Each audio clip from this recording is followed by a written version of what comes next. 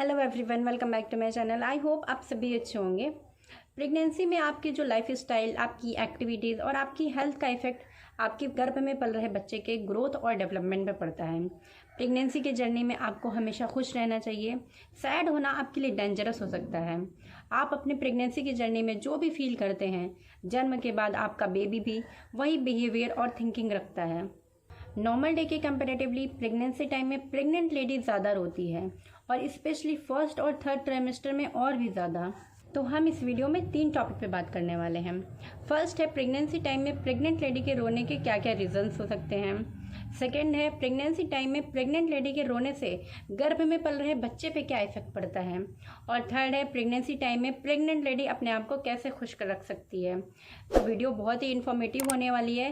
Please video पे and तक बने रहना और वीडियो पसंद आए तो लाइक करना, कमेंट करना, शेयर करना और अगर चैनल पे नए हो तो सब्सक्राइब ज़रूर करना। तो चलिए वीडियो स्टार्ट करते हैं। प्रेगनेंसी टाइम में प्रेग्नेंट लेडी को सडनली बहुत ज़्यादा रोना आता है, तो आप ये ना सोचें कि आपके साथ कुछ गलत हो रहा है।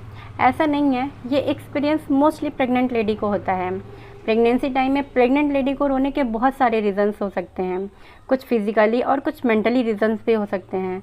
तो मैं आपको यहाँ पे 10 रीज़न बताऊँगी, आप उनमें से मैच कर लेना कि आपके रोने का क्या रीज़न है। फर्स्ट है हार्मोन्स चेंज। प्रेग्नेंट लेडी के बॉडी में 3 टाइप के हार्मोन्स डेवलप होते हैं, एस्ट्रोजन, प्रोजेस्टेरोन और एचसीजी। तो इन हार्मोन्स लेवल के चेंजेस से प्रेग्नेंट लेडी के इमोशंस पे काफ़ी इफेक्ट पड़ता है, जिससे लेडी बिना किसी रीजंस के रोने लगती है।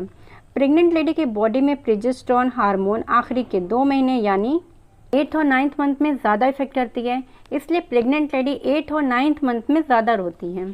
सेकेंड है तनाव, स्ट्रेस। आपने अपने प्रेगनेंसी जर्नी का प्लान चाहे कितना भी अच्छा और टाइमली बनाया हो, इस बात से कोई फ़र्क नहीं पड़ता। आपको स्ट्रेस कैसे भी और कभी भी हो सकता है। एज लाइक आपको अपने फिजिकली और मेंटली हेल्थ से रिलेटेड स्ट्रेस हो सकता है, आपके गर्भ में पल रहे बेबी के हेल्थ से रिलेटेड स्ट्रेस हो सकता है, आपको अपने फैमिली रिलेशन से रिलेटेड स्ट्रेस हो सकता है। सबसे बड़ा stress non stop stress. Anyway, अगर आप वर्किंग वुमेन हैं तो आपको अपने वर्क से रिलेटेड भी स्ट्रेस हो सकता है।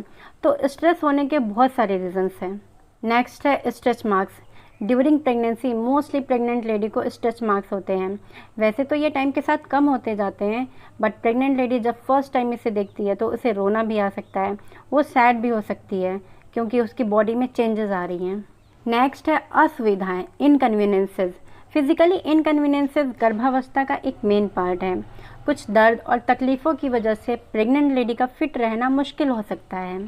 एज लाइक बिना करवट बदले अच्छी तरह से ना सो पाना और ज़्यादा वेट और बड़े पेट के साथ कंफर्टेबली ना चल पाना, और सबसे बड़ी बात वॉशरूम में सही तरीके से ना बैठ पाना।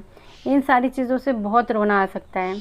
सीरियसली बहुत रोना आता है। मैंने भी ये सारी चीज़ें फील की है, मैं भी इस फेज से गुजरी हूँ, मुझे भी बहुत रोना आता था। एनीवे, नेक्स्ट है कपड़े फिट ना होना। ड्यूरिंग प्रेगनेंसी आपको नॉर्मल कपड़ों से बड़ा कपड़ा ख़रीदना पड़ता है, तो ये भी एक रोने का रीज़न हो सकता है।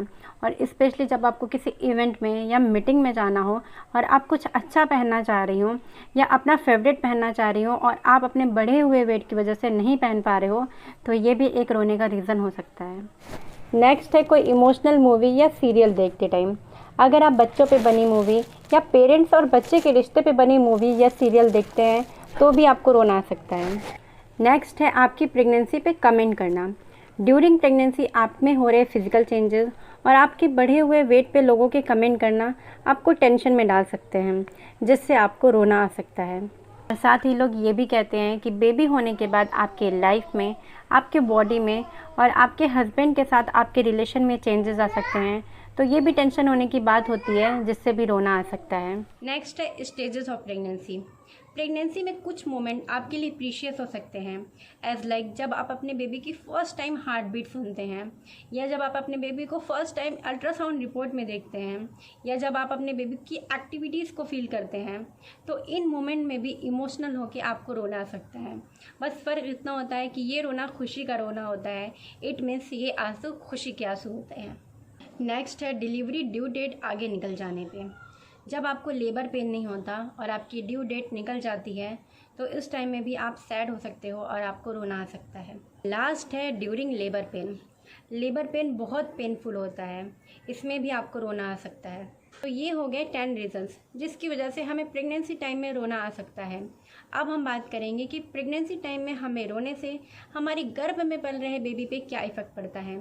तो मैं यहाँ पे कुछ रीज़न्स बताऊँगी कि उन रीज़न्स की वजह से हमारे बेबी पे क्या इफ़ेक्ट पड़ता है।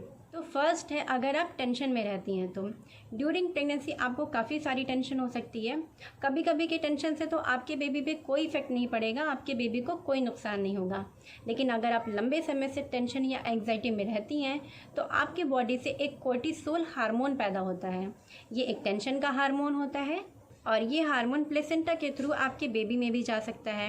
अगर ये हार्मोन कंटिन्यू बेबी को जाता है तो बेबी के जन्म के बाद बेबी को एंशियस रहने या पेट दर्द की प्रॉब्लम होने के चांसेस हो सकते हैं। नेक्स्ट रीज़न है, अगर आपको अक्सर डिप्रेशन होता है। During pregnancy almost 10% lady depression में रहती है, बट डिप्रेशन आपके बेबी के लिए बिल्कुल भी सेफ़ नहीं है। बेबी के जन्म के बाद बेबी पे इसका बैड इफ़ेक्ट पड़ सकता है। ये स्टडी की गई है कि जो लेडी डिप्रेस्ड रहती है उनके बेबी भी अपनी जवानी में इमोशंस कंडीशन की वजह से डिप्रेशन में हो सकते हैं। और साथ ही अगर आप ज़्यादा डिप्रेशन में रहते हैं तो ये आपके बेबी के प्री टर्म बर्थ और लो बर्थ वेट के रीज़न बन सकते हैं। नेक्स्ट रीज़न है अपनी प्रेगनेंसी से खुश न होना। अगर आप अपनी प्रेगनेंसी से खुश नहीं हैं और आप अपनी फ़िज़िकल और मेंटली प्रॉब्लम का रीज़न अपने बेबी को मानती हैं तो ये बिहेवियर आपकी प्रॉब्लम को और भी बढ़ा सकता है, क्योंकि जो प्रेग्नेंट लेडी अपने बेबी से ज़्यादा कनेक्शन फील नहीं करती उन बेबी में बचपन से ही इमोशंस एंड मेंटली प्रॉब्लम हो जाती है। तो ये हो गए 3 रीज़न्स जिनकी वजह से प्रेगनेंसी टाइम में प्रेग्नेंट लेडी को रोने से उनके बच्चे पे कई सारे इफ़ेक्ट हो सकते हैं। अब हम बात करते हैं कि आप इन सब चीज़ों का कैसे सॉल्यूशन करें ताकि आप अपने आप को खुश रह सकें और आपको रोना ही ना आए। तो आप अपने किसी फ्रेंड या किसी फैमिली मेम्बर से ये बता सकती हैं कि आप अपनी प्रेगनेंसी जर्नी में कैसा फ़ील कर रही हैं, और आप उन्हें ये भी बता सकती हैं कि आप कितनी जल्दी टेंशन और डिप्रेशन ले लेती हैं। और अगर आपको ज़्यादा टेंशन और डिप्रेशन हो रहा है तो आप डॉक्टर को कंसल्ट कर सकती हैं। वो आपको कुछ एंटी डिप्रेसेंट मेडिसिन लेने की एडवाइस देते हैं। और इस टाइम आप अपने आप को खुश रखने के लिए अपनी लाइफ स्टाइल में चेंजेस कर सकती हैं। एज लाइक आप अपने हेल्दी शौक पूरे कर सकती हैं, आप योगा कर सकती हैं, आप अपने फेवरेट सैलून जा सकती हैं, आप मूवी देख सकती हैं और आप अपने आने वाले बेबी के लिए प्रिपरेशन कर सकती हैं। आप वो सब करें जो आपको पसंद है, और साथ ही साथ आप प्रॉपर डाइट लें और टाइमली सोएं। आपकी नींद पूरी होनी चाहिए, क्योंकि नींद ना पूरी होने की वजह से आप थकी हुई और चिड़चिड़ी हो सकती हैं। देखिए, आपके गर्भ में पल रहे बेबी के फिज़िकल और मेंटल डेवलपमेंट और बेबी के जन्म के बाद उसकी प्रॉपर डेवलपमेंट में आपका हेल्दी रहना ज़रूरी है। इसलिए आप अपनी लाइफ में इस इम्पॉर्टेंट टाइम में ख़ुद के इमोशंस को कंट्रोल रखने की कोशिश करें। तो चलिए, मैं अपना ये वीडियो यहीं पे एंड करती हूँ। मिलती हूँ एक नए इन्फॉर्मेटिव वीडियो के साथ। अगर वीडियो पसंद आई हो तो लाइक ज़रूर करना, कमेंट करना, शेयर करना, और अगर चैनल पे नए हो तो सब्सक्राइब ज़रूर करना। Thank you for watching.